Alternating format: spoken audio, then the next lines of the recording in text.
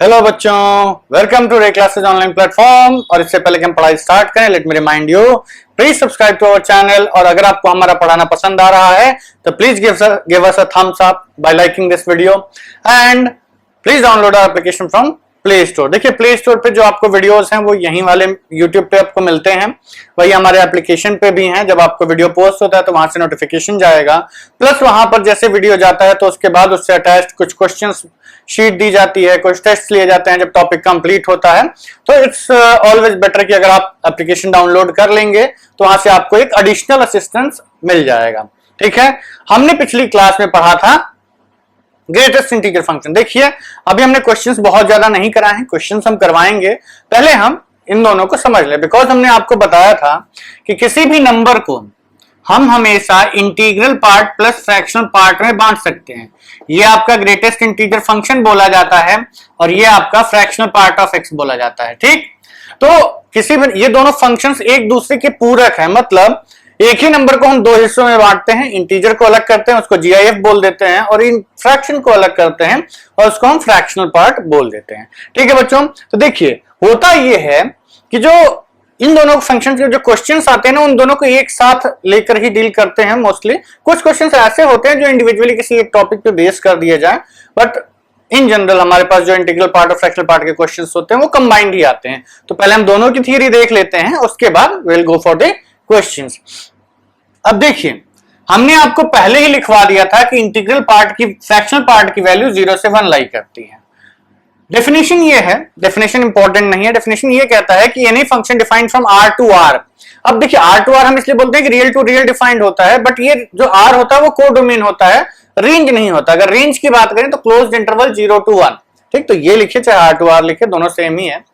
तो जैसे हमने पिछले फंक्शन में आपको लिखवाया था कि जैसे फ्रॉम आर टू आर, तो वो गलत नहीं था। आर टू आर मींस अब आर टू आर तो डिफाइंड है ही ना, अब आर का एक सबसेट है, कोडोमेन इज आर, उसका एक सबसेट इंटीजर्स है, उसमें आप डिफाइंड, तो आप ये भी लिख सकते हैं F is defined from R to I, it's all same. अब देखिए, फ्रैक्शनल पार्ट हम ये कहते हैं कि F of X is a function from R to R defined by F of X is equal to fractional part of X. ये तो भाई नाम हमने नाम ही लिख दिया, और उसमें कौन सी नई बात है। नई बात ये है कि फ्रैक्शनल पार्ट आपका हमेशा 0 से 1 लाई करेगा, ये आपको याद रखना है। 0 के बराबर हो सकता है, 1 के बराबर नहीं हो सकता। कोई भी नंबर आप उठा लीजिए, सपोज करिए आपने 2 उठाया, तो हम ये कहेंगे कि 2 से 3 तक के आप सारे नंबर्स लिखिए, तो ये 2 प्लस समथिंग बनता है। 2 प्लस आप एक फ्रैक्शन जोड़ते जाइए तब तक जब तक कि आप 3 न पहुंचे। तो ये जो बीच में आप जोड़ रहे हैं ना, यही आपका फ्रैक्शनल पार्ट है। x is equal to 2 plus something, यही आपका फ्रैक्शनल पार्ट है जब तक आप 3 न पहुंच जाए। जब आप 3 पहुंचेंगे तो 3 प्लस एफ, 4 प्लस एफ, ये आपका फ्रैक्शनल पार्ट बनता जाता है। ठीक है बच्चों, तो अब देखिए मेन पार्ट ये है आपको समझने वाला कि फ्रैक्शनल पार्ट हम लिखें कैसे। तो फ्रैक्शनल पार्ट सिंपल है बच्चों, हमने आपसे ये क्या कहा था कि किसी भी नंबर को x को we can always write it as i plus f, और we can write it as integral part of x plus fractional part of x, ये लिख सकते हैं। तो यहां से हमको मिलेगा कि फ्रैक्शनल पार्ट ऑफ x, ये जो फंक्शन है ये क्या बना, इस इंटीग्रल पार्ट को इधर ले आइए, है तो इंटीजर ही ना, x minus integral part of x, ये आपका फ्रैक्शनल पार्ट ऑफ x की डेफिनेशन है। हम ये कहते हैं कि जब देखिए एक नंबर बना इंटीजर और फ्रैक्शन को मिला के, अगर हम उसमें से उसका इंटीग्रल पार्ट हटा देंगे तो फ्रैक्शन बचेगा, फ्रैक्शनल पार्ट हटा देंगे तो इंटीजर बचेगा। लेकिन हम फ्रैक्शनल पार्ट हटा के इंटीजर नहीं लेते हैं, क्योंकि हर इंटीजर में फ्रैक्शनल पार्ट तो 0 से 1 ही रहेगा ना, इंटीजर कहां से पता चलेगा।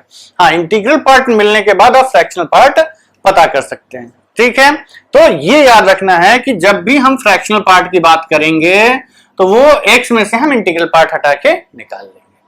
ठीक, जैसे मान लीजिए हमने कहा कि fractional part of 2.4, fractional part of 2.4 क्या आएगा, फ्रैक्शनल पार्ट ऑफ 2.4 आएगा कि हम 2.4 में से उसका इंटीग्रल पार्ट हटा दें। तो 2.4 का इंटीग्रल पार्ट कितना बना, 2, तो 2.4 minus 2 is equal to 0.4। Very well, 0.4 इसका इंटीग्रल पार्ट है।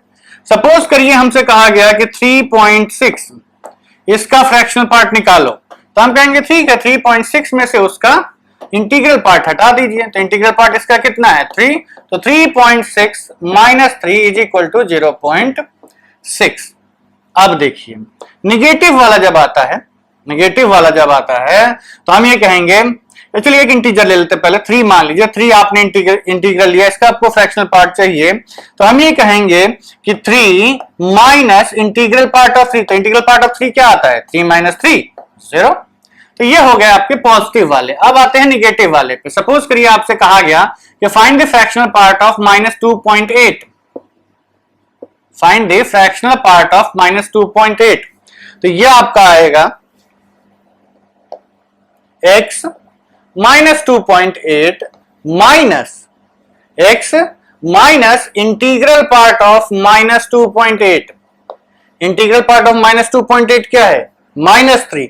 ध्यान रखिएगा इंटीग्रल पार्ट ऑफ -2.8, ये माइनस बाहर नहीं जा रहा है, ये x है हमारा -2.8, उसमें से हमने -2.8 का इंटीग्रल पार्ट हटाना है, तो क्या बनेगा -2.8 माइनस ऑफ -3, इसका इंटीग्रल पार्ट -3 है, तो ये क्या बना -2.8 प्लस 3 और 0.2, 3 में से 2.8 हटाओ, 3 माइनस 2.8 0.2, तो इंटीग्रल पार्ट 0.2 नहीं, पॉजिटिव होता है तो जे डेसिमल के बाद है वही आपका इंटीग्रल फ्रैक्शनल पार्ट बन जाता है, लेकिन अगर निगेटिव है तो 1 माइनस ये नंबर, बेसिकली देखिए, तो अगर हम इस नंबर को क्या लिख सकते हैं, इंटीग्रल -2 माइनस 0.8, तो इसको हम हटा देते हैं, 1 माइनस कर देते हैं, तो 1 माइनस 0.8 कितना आता है 0.2, ये आपका इंटीग्रल पार्ट। नंबर लाइन पे अगर समझना चाहें तो हम ये कहेंगे कि सपोज करिए आपका नंबर है 3.2.8 ही है, ले लीजिए, तो ये 3 है -2.8, ये -3 और ये है आपका -2, तो हमें पॉजिटिव फ्रैक्शनल पार्ट चाहिए ना, पॉजिटिव फ्रैक्शनल पार्ट, तो हम ये कहेंगे कि इसका पॉजिटिव फ्रैक्शनल पार्ट ये होगा, -3 से इतना पोर्शन हम पीछे आ रहे हैं, कितना पीछे आ रहे हैं, ये 0.8 है, हमें ये नहीं चाहिए, हमें ये वाला पोर्शन चाहिए, तो हम ये पूरा टोटल 1 यूनिट होता है, इसमें से आप 0.8 हटा दो, 0.2 मिल जाएगा, यही है आपका फ्रैक्शनल पार्ट। ठीक, क्लियर, इसमें उतना ज्यादा नहीं सोचना, अगर आपको इंटीग्रल पार्ट क्लियर हो गया है तो फ्रैक्शनल पार्ट डेफिनेटली क्लियर हो जाएगा।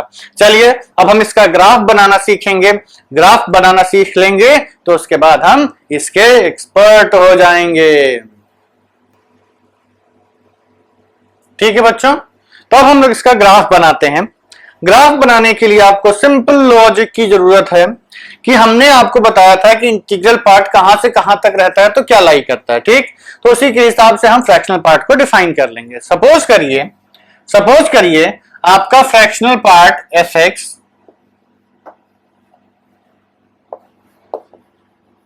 इज इक्वल टू, हम ये कहते हैं कि x minus integral part of x होता है, ठीक, तो इंटीग्रल पार्ट ऑफ x तो इंटीग्रल वैल्यू ले लेगा, ये या तो 1 होगा, 2 होगा, 3 होगा, 4 होगा, -1 होगा, -2 होगा, -3 होगा, -4 होगा, तो इसकी वैल्यूज तो फिक्स मिलेंगी हमें। तो इसको हम क्या करते हैं कि इसी की वैल्यूज फिक्स करके देखते हैं कि ये x कहां से कहां तक के लिए क्या रहता है। तो सपोज करिए आपका इंटीग्रल पार्ट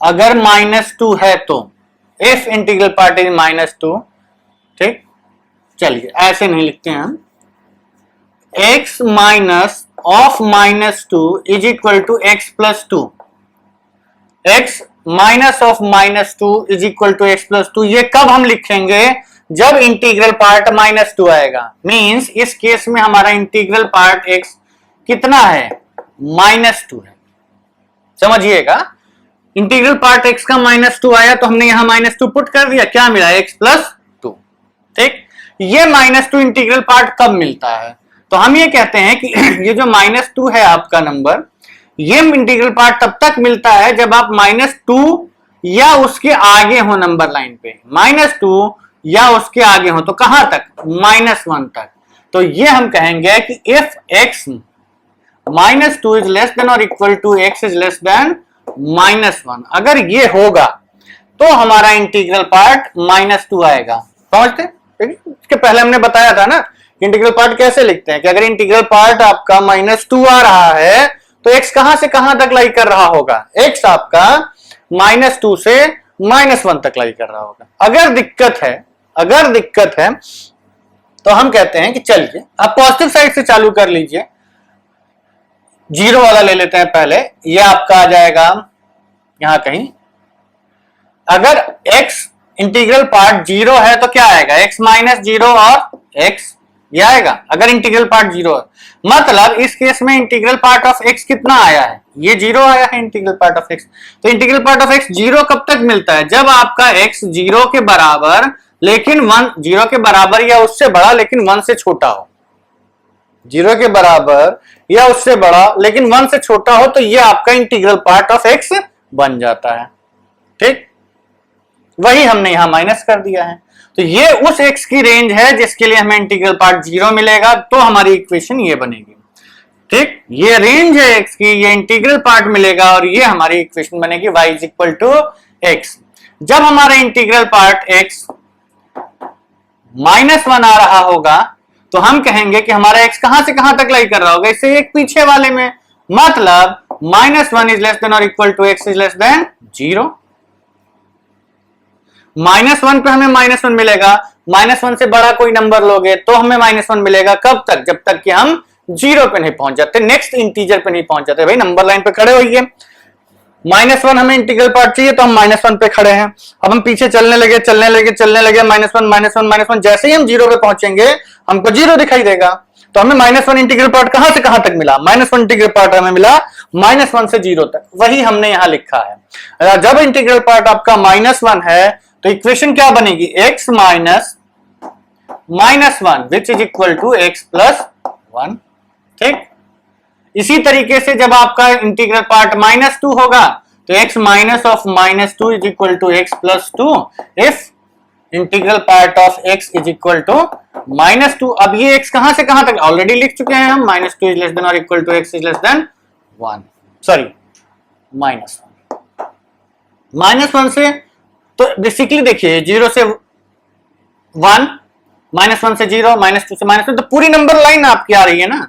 0 से 1 के लिए ये 0 लिया, -1 से 0 के लिए ये लिया, -2 से -1 के लिए ये लिया, -3 से -2 के लिए क्या लेंगे, x -3 which is equal to x + 3, integral part of x is equal to -3, ये आएगा -3 इज लेस देन और equal to x is less than -2। ठीक, तो अब पहले वाला का तो गड़बड़ हो गया, इसको हटा देते हैं हम लोग, -4 तक लिख लो आप। x -4 is equal to x + 4 और integral part of x is equal to -4 is less than और equal to x is less than -।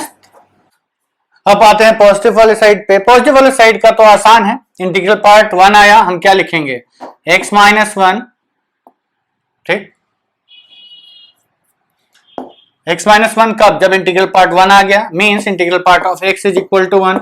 और इंटीग्रल पार्ट ऑफ x 1 कब आता है, जब आपका x 1 या 1 से बड़ा हो लेकिन 2 से छोटा हो। x इंटीग्रल पार्ट जब 2 आएगा तो हम लिखेंगे x -2 means integral part of x is equal to 2। और ये कब आता है, जब आपका x 2 या 2 से बड़ा हो लेकिन 3 से छोटा हो। x -3 if integral part of x is equal to 3, ये कब आता है, जब 3 इज लेस देन और equal to x is less than 4। And x -4 ये कब आता है, जब आपका integral part of x is equal to 4 और 4 इज लेस देन और equal to x is less than 5। ठीक, इंटीग्रल पार्ट 4 कब आता है, जब आपका x 4 से 5 तक लाई करे। 3 कब आता है, जब 3 से 4 लाई करे। तो बेसिकली हमने क्या किया, अपनी पूरी नंबर लाइन को फ्रैक्शंस में बांट लिया और उस टाइम पे हमने इसकी इक्वेशंस लिख ली। अब क्योंकि हमारे पास इधर जगह अवेलेबल नहीं है कि हम इसको ग्राफ बना सकें, तो हम इसका थोड़ा कंसाइज पार्ट यहां लिख लेते हैं और उसके बाद ग्राफ बनाएंगे। आप लोग प्लीज इसको मत मिटाने लगिएगा, ये आपके लिए इंपॉर्टेंट है, नोट करके रखिएगा। अब हम इसका ग्राफ बनाने के लिए इधर नोट कर लेते हैं the important things which we need. तो ये आपका आएगा fractional part of x is equal to क्या है, x + 4 ये इक्वेशन है if -4 is less than or equal to x is less than -3, x plus 3 if -3 is less than or equal to x is less than -2, x plus 2 if -2 is less than or equal to x is less than -1, x plus 1 if -1 is less than or equal to x is less than 0। ये basically क्या लिख रहे हैं हम, ये integral part जब -1 आया, -1 integral part कब तक आता है, जब तक हम -1 से 0 तक रहते हैं। फिर x ये कब आया, x -0, इंटीग्रल पार्ट 0 कब से कब तक मिला, जब आपका x 0 से लेकर के 1 तक रहा।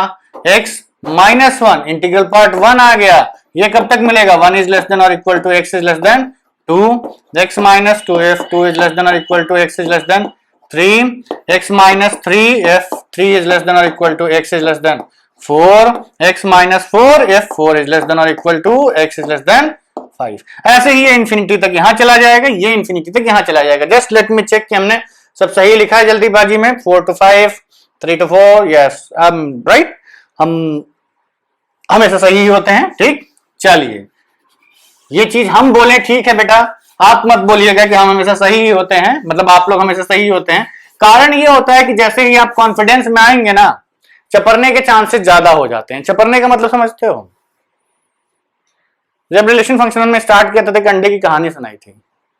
वंडा कूदता है, कौन प्रैक्टिस करता है, प्रैक्टिस होता है, परफेक्ट होता जाता है, और फाइनली जब वो कॉन्फिडेंस में आता है ना तो गिर के फूट जाता है। जब फूट के कोई चीज छितराती है ना तो उसको चपरना बोलते हैं। ठीक, मतलब आप जब फैल जाएंगे, आंसर गलत आ जाएगा, 0 आ जाएगा, नंबर के मामले में फैल के सुन्ना बन जाएंगे, उसको चपरना बोलते हैं। ठीक, तो वो चपरने वाला काम मत करिएगा आप लोग क्या करिएगा, बी केयरफुल, चीजों को एकदम स्टेप वाइज जल्दीबाजी नहीं करने का। ठीक, ग्राफ बनाने के लिए, हाँ एक और इंपॉर्टेंट चीज, ग्राफ बनाने के लिए सबसे इंपॉर्टेंट चीज जो होती है वो हमेशा बनाया करो, क्या, एक्सिस। ठीक, सबसे पहले हम क्या ड्रॉ करेंगे, जो ग्राफ बनाने के लिए सबसे जरूरी है आपकी एक्सिस।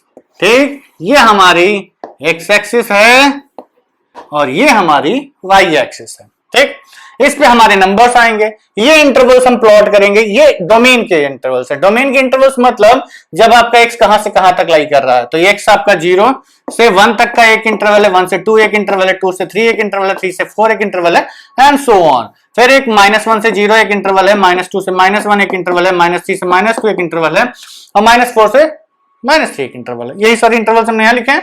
इसका मतलब ये नहीं कि यही खत्म हो गया, ये इधर भी जाएगा, वो उधर भी जाएगा। ठीक, अब इसकी हम वैल्यूज प्लॉट करना स्टार्ट करते हैं। तो देखिए इस पे भी नंबर्स होंगे आपके 1 2 3, लेकिन इसकी हमें जरूरत नहीं पड़ेगी, केवल हमें जरूरत कहां तक पड़ेगी, 0 से 1 तक। क्यों, क्योंकि देखो फ्रैक्शनल पार्ट की रेंज ही वही है ना भाई, रेंज कितनी है, 0 से 1, तो इतना ही ग्राफ बनना है, ग्राफ हमारा इतने में ही बनेगा। ठीक, चलिए ये लाइन हम अपने रेफरेंस के लिए ड्रॉ कर लेते हैं। अब हमें ग्राफ बनाना स्टार्ट करना है। Now let's start the graph. We start from -4 to -3। जब आपका x -4 से -3 तक है, जब आपका x -4 से -3 तक है, तो इक्वेशन क्या बनेगी, x + 4। मतलब जब आपने x को -4 पुट किया, x को -4 पुट किया तो वैल्यू क्या बनी, -4 + 4 0। ठीक, जब आपने x को -3 पुट किया, मतलब मिनिमम वैल्यू पुट की, मैक्सिमम वैल्यू पुट की है, तो स्ट्रेट लाइन की इक्वेशन एक स्ट्रेट लाइन बननी है। ठीक, तो -3 पुट किया तो क्या बना, +4 -3, -3 + 4 इज 1, तो यहां पे आ गया। ठीक, अब स्ट्रेट लाइन की इक्वेशन है तो बीच में इसकी वैल्यू, स्ट्रेट लाइन देखिए लीनियर है तो स्ट्रेट लाइन ही बनेगा, क्वाड्रेटिक होता है तो पैराबोला बनता है।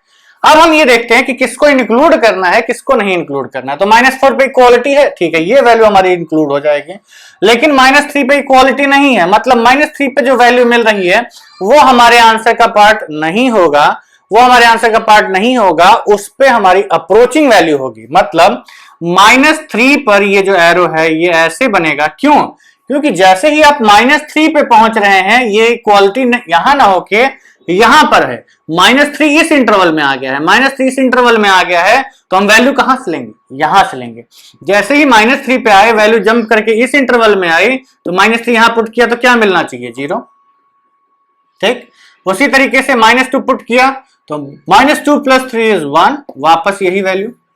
ठीक, फिर जैसे ही आप -2 पे पहुंचे, जंप करके इस इंटरवल में आ गया और वापस वैल्यू 0। तो यही चीज आपकी बार बार रिपीट कर रही है टिल वी रीच इंफिनिटी। ठीक, तो यही है आपका ग्राफ फ्रैक्शनल पार्ट का।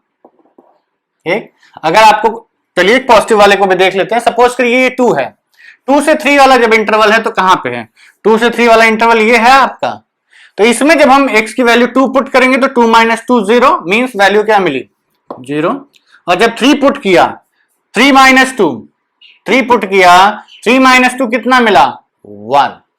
ठीक, तो 1 3 पे इसकी वैल्यू 1। उसी तरीके से जब 4 पे जाएंगे तो यही वैल्यू, और यही ग्राफ रिपीट करता रहता है।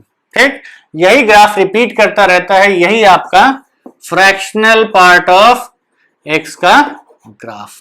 ठीक, इसकी डोमेन देखिए बच्चों, पूरी की पूरी एक्स एक्सिस इन्वॉल्व है, पूरी की पूरी एक्स एक्सिस इन्वॉल्व है, तो हम कहेंगे कि इसकी डोमेन इज आर। ठीक, वैसे भी देखिए पूरी पूरे एक्स के लिए डिफाइंड है ना, कोई भी ऐसा एक्स नहीं है जिसके लिए हम इसकी वैल्यू कैलकुलेट ना कर पाए। जब हम आते हैं सेकंड वाले पार्ट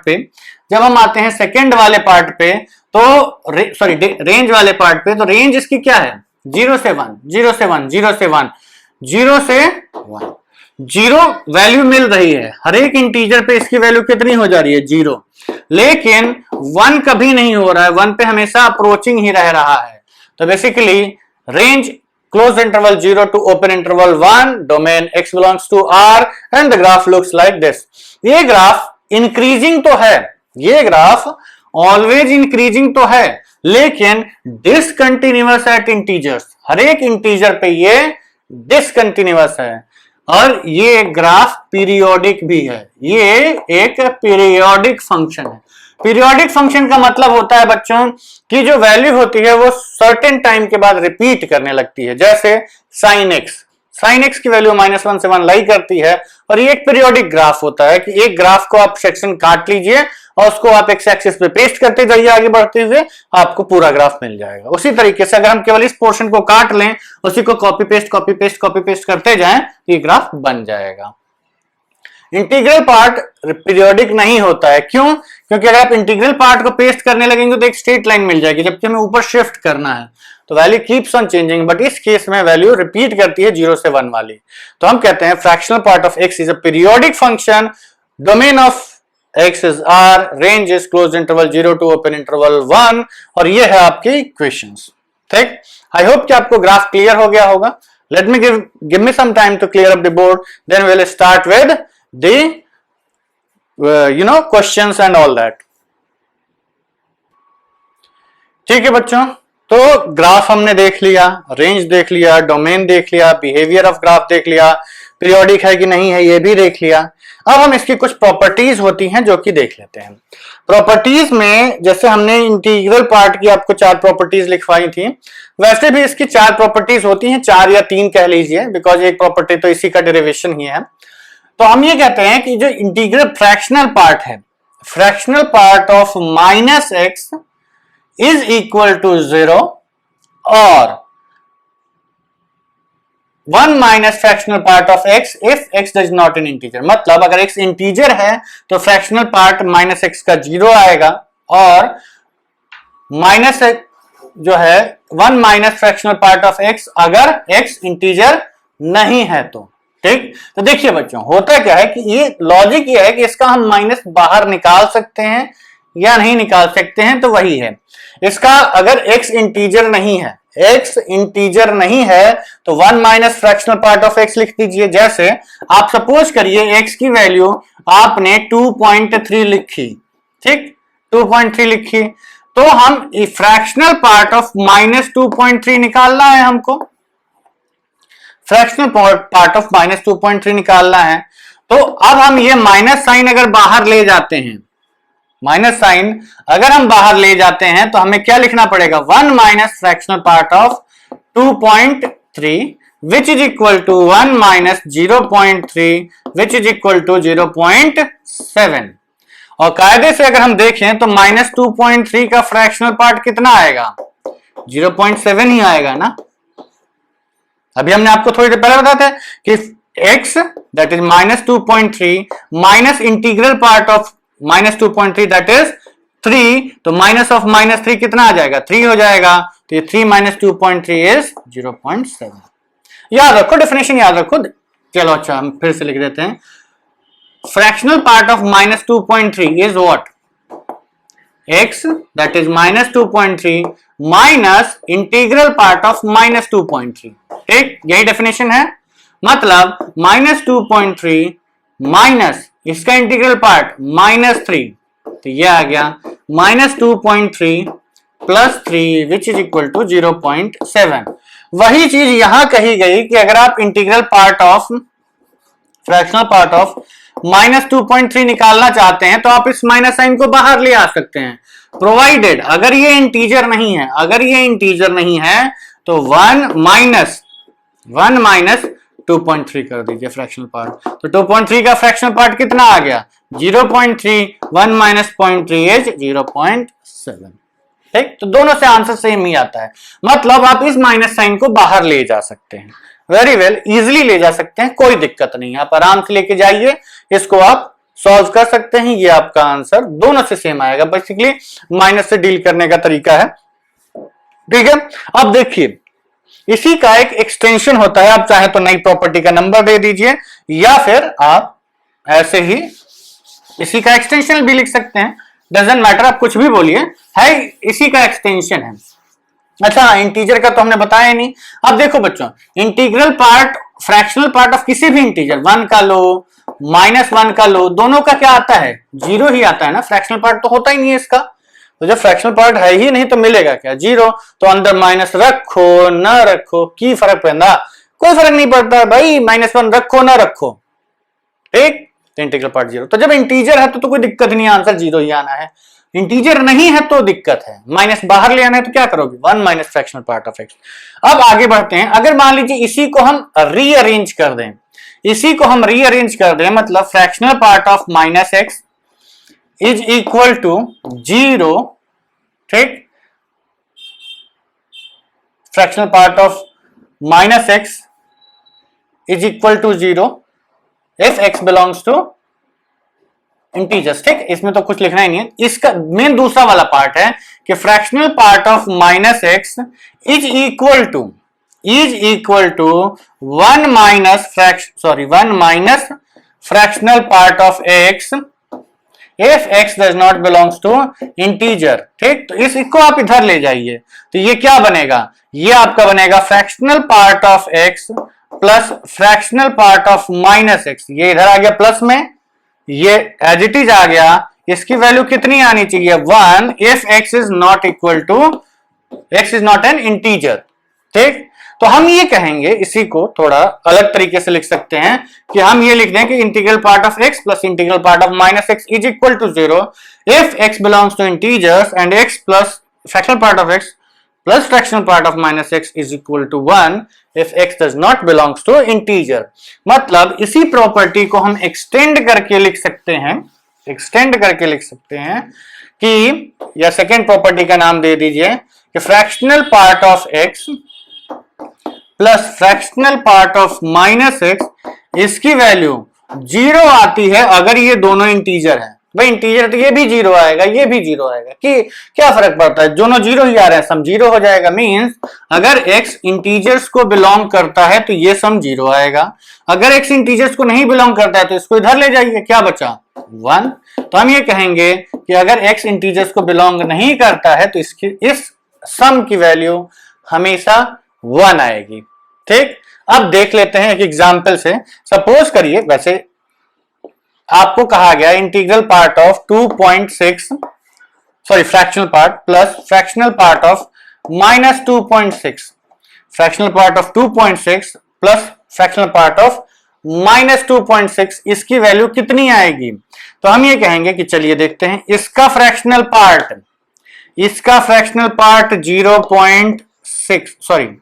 6.6 नहीं 0.6। ठीक, प्लस इसका फ्रैक्शनल पार्ट, तो भाई इसका फ्रैक्शनल पार्ट क्या आएगा, fractional part of minus 2.6 is minus 2.6 minus integral part of minus 2.6, वो आपका -3 आ जाएगा। तो माइनस 2.6 प्लस 3 और 0.7, तो ये कितना आ गया 0.7। तो इन दोनों सॉरी 0.4, 2.3 कहां से आ गया, हाँ, -2.6 प्लस 3 इज 0.4, तो ये 0.4 आ गया, थोड़ा कैलकुलेशन मिस्टेक हो गया था, I hope you understand. 0.6 plus 0.4 कितना आएगा, 1। ठीक, ठीक है बच्चों, ये चीज है आपका फ्रैक्शनल पार्ट का सम। चलिए एक और एग्जांपल ले लेते हैं। x is equal to, suppose करिए आपका है 4.6 नहीं 4.2। ठीक, तो fractional part of x that is 4.2 कितना आएगा, 0.2, और फ्रैक्शनल पार्ट ऑफ -4.2 कितना आएगा, तो इसको हम कहेंगे कि -4.2 माइनस इंटीग्रल पार्ट ऑफ -4.2। ठीक, यही डेफिनेशन। तो -4.2 माइनस ऑफ -5 दैट इज +5 कितना आ गया, 0.8। तो जब इन दोनों को ऐड करेंगे, fractional part of 4.2 plus fractional part of -4.2, तो यह आ जाएगा 0.2 plus 0.8 which is equal to 1। यही चीज लिखी गई है, देखिए इसीलिए 2-4 एग्जांपल्स कर लीजिएगा, ये आंसर आ जाता है, यही है। गड़बड़ बस साइन में मत करना आप लोग, इंटीग्रल पार्ट में मत करना, फ्रैक्शनल पार्ट में मत करना, ये सब प्रॉपर्टीज तो याद हो ही जाएंगे। ठीक, तो एक प्रॉपर्टी है कि fractional part of -x is equal to 0, और मतलब ये माइनस साइन आप बाहर ले जा सकते हैं। अगर x इंटीजर है तो फर्क ही नहीं पड़ता, अगर x नॉन इंटीजर है तो 1 minus fractional part of x, या फिर आप इन दोनों का सम 1 बोलेंगे अगर नॉन इंटीजर है, और अगर इंटीजर है तो सम 0 आता है। ठीक है बच्चों, तो चलिए अब आप लोग इसको नोट करिए, तब तक हम बोर्ड क्लियर करके बाकी प्रॉपर्टीज लिखवाते हैं। ठीक है बच्चों, तो देखिए अब जो नेक्स्ट प्रॉपर्टी है ये थर्ड प्रॉपर्टी होगी। आप डिपेंड करता है कि आप वो एक्सटेंशन अलग लिखते हैं किसको अलग लिखते हैं, बेसिकली वो दोनों सेम ही चीज है, तो उसको एक ही प्रॉपर्टी में लिख दीजिएगा। ये प्रॉपर्टी ये कहती है कि अगर फ्रैक्शनल पार्ट के अंदर आप x में कुछ इंटीजर ऐड करते हैं, तो इंटीग्रल पार्ट में क्या था कि ये इंटीजर आपका जंप करके बाहर चला जाता है। ठीक, इंटीग्रल पार्ट में हमने क्या पढ़ा कि अगर आप ब्रैकेट के अंदर किसी चीज को इंटीजर को ऐड करते हैं तो integer comes out of the bracket and is added straight forward into the greatest integer function. Fractional part में क्या होता है बच्चों कि अगर आपने कोई इंटीजर ऐड किया तो वो इंटीजर गायब हो जाता है, वो लिखो ना लिखो। लॉजिक भी सिंपल है, लॉजिक भी सिंपल है कि देखिए जितना इंटीग्रल पार्ट, सपोज करिए आपने 1.6 लिखा, जितना फ्रैक्शनल पार्ट इसका आएगा उतना ही फ्रैक्शनल पार्ट किसका आएगा, 1 प्लस 1.6, क्योंकि फ्रैक्शनल पार्ट क्या है, ये इसमें आप इंटीजर जोड़ते जाइए क्या फर्क पड़ता है, उतना ही इंटीग्रल पार्ट किसका आएगा, 2 प्लस 1.6 का आएगा, उतना ही इंटीग्रल पार्ट 3 प्लस 1.6 का आएगा। तो हमें ये तो नहीं चेंज कर रहे हैं ना, जब तक हम इसको नहीं चेंज करेंगे हमारा आंसर नहीं बदलेगा। मतलब आप इंटीजर अंदर ऐड करते रहिए, उससे कोई फर्क नहीं पड़ता, इंटीजर आप अंदर ऐड करते रहिए कोई फर्क नहीं पड़ता, आपका आंसर उतना ही रहेगा। मतलब फॉर एग्जाम्पल हम ये कह सकते हैं कि integral fractional part of 5 plus 2.6 is equal to integral fractional part of 2.6। ये इंटीजर हटा दीजिए, इसको लिखिए ना लिखिए, इसका भी आंसर ये कितना आएगा, 7.6 का फ्रैक्शनल पार्ट कितना आया, 0.6, 2.6 का फ्रैक्शनल पार्ट कितना आया, 0.6। ठीक, तो इसमें इंटीजर रखें न रखें कोई फर्क नहीं पड़ता बच्चों, इसमें इंटीजर रखो या ना रखो कोई फर्क नहीं पड़ता। ठीक, अब एक और प्रॉपर्टी है थर्ड वाली सॉरी, कि अगर आप फ्रैक्शनल पार्ट किसी नंबर का इंटीग्रल पार्ट निकालने के बाद लेते हैं तो इसकी वैल्यू 0 आती है, या फिर आप किसी नंबर का फ्रैक्शनल पार्ट निकालने के बाद उसका इंटीग्रल पार्ट निकालते हैं तो भी वैल्यू 0 आती है। सोचिए, this is something to think about. ये आपके ब्रेन को वॉश करेगा, वॉश मतलब अच्छा करेगा, साफ कर देगा, एकदम साफ वाला साफ नहीं, साफ कर देगा। ठीक, तो साफ करने का मतलब देखिए इसमें क्या है कि किसी नंबर का हमने आपसे क्या कहा कि किसी भी इंटीजर का फ्रैक्शनल पार्ट क्या होगा, 0, उसे फ्रैक्शन है ही नहीं ना। हमने कहा कि किसी भी इंटीजर को आप क्या नंबर को क्या लिख सकते हैं, इंटीजर प्लस फ्रैक्शन। अगर ये इंटीजर ही हो गया तो i is equal to I plus F लिखोगे, एफ आई कट गया, एफ की वैल्यू क्या आ गई, 0। तो जब इंटीजर है तो उसका फ्रैक्शनल पार्ट 0 आता है।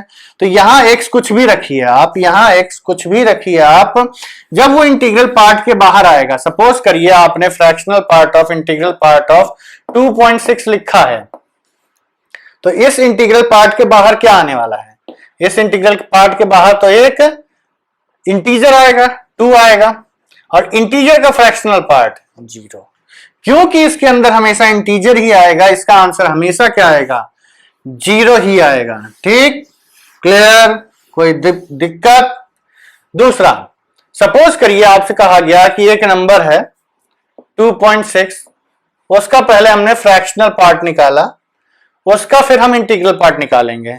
तो फ्रैक्शनल पार्ट निकालने के बाद क्या बचेगा? फ्रैक्शनल पार्ट की वैल्यू हमेशा 0 से 1 के बीच में रहती है ना। फ्रैक्शनल पार्ट की वैल्यू देखिए, सिंस 0 इज लेस देन और इक्वल टू f, जो फ्रैक्शनल पार्ट है आपका इज लेस देन 1। हमें पता है कि इस फ्रैक्शनल पार्ट की वैल्यू 0 से 1 के बीच में ही लाई करती है, इस फ्रैक्शनल पार्ट की वैल्यू 0 से 1 तक ही लाई करती है। तो आप याद करिए वो ग्राफ, याद करिए वो ग्राफ जब हमने इंटीग्रल पार्ट का बनाया था कि 0 से 1 तक के बीच के लिए, 0 से 1 तक के बीच के लिए इंटीग्रल पार्ट की वैल्यू क्या आती है? 0। तो क्योंकि ये नंबर हमेशा 0 से 1 के बीच में लाई करेगा, इसका इंटीग्रल पार्ट क्या बनेगा? हमेशा इसका इंटीग्रल पार्ट हमेशा हमेशा हमेशा 0 ही बनेगा। ठीक है, तो ये हो गया आपके सारे के सारी प्रॉपर्टीज और दोनों functions, integral part and fractional part. ठीक है बच्चों, तो देखिए अब हम आपको जो मेन इंपॉर्टेंट चीजें हैं उसको एक बार रिकैप मरवा देते हैं, और अगली क्लास में will be starting with the questions on fractional part. I hope कि आप लोग नोट्स बना रहे होंगे। देखो, नोट्स में क्वेश्चंस नहीं आते हैं, क्वेश्चंस प्रैक्टिस में आते हैं। नोट्स मतलब आप ये सब फॉर्मूले लिख लीजिए, प्रॉपर्टीज लिख लीजिए, ग्राफ बना लीजिए, क्लास में बैठने से पहले एक बार देख लेते हैं तो चीजें ब्रश्ड अप रहती हैं और आप उसको तुरंत अप्लाई करना स्टार्ट कर देते हैं। ठीक, तो देखिए होता क्या है बच्चों, होता क्या है कि अगर आपने डेली रिवाइज किया तो आपको रटने की जरूरत नहीं पड़ेगी, आपको रटने की जरूरत नहीं पड़ेगी। ठीक है, तो चलिए एक बात, इंटीग्रल पार्ट, किसी भी नंबर को हम हमेशा i प्लस एफ में लिख सकते हैं। सबसे जरूरी चीज, ये आपका कौन सा फंक्शन होता है? Greatest integer function. और ये क्या होता है? आपका फ्रैक्शनल पार्ट ऑफ x। इसकी वैल्यू 0 इज लेस देन और equal to fractional part of x is less than 1 होती है। ठीक, ये सबसे इंपॉर्टेंट चीज है, ये गलती कभी मत करिएगा। आप देखेंगे कि जब हम फ्रैक्शनल पार्ट के क्वेश्चंस करेंगे तो यही सबसे ज्यादा यूज होगा।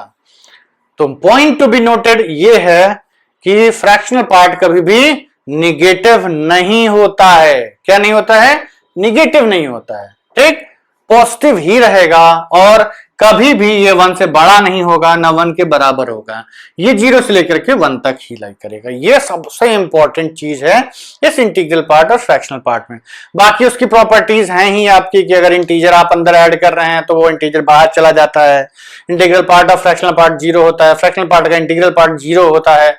ठीक, अभी हमने 2-3 प्रॉपर्टीज लिखवाई। ठीक, तो ये सब चीजें आपको याद होनी चाहिए। ग्राफ देखते रहिएगा, प्रॉपर्टीज को अच्छे से याद कर लीजिएगा, क्योंकि अगर इस पे बेस्ड क्वेश्चन आया तो इसी से होता है। ठीक है, तो चलिए आप भी इस वीडियो के लिए इतना काफी है।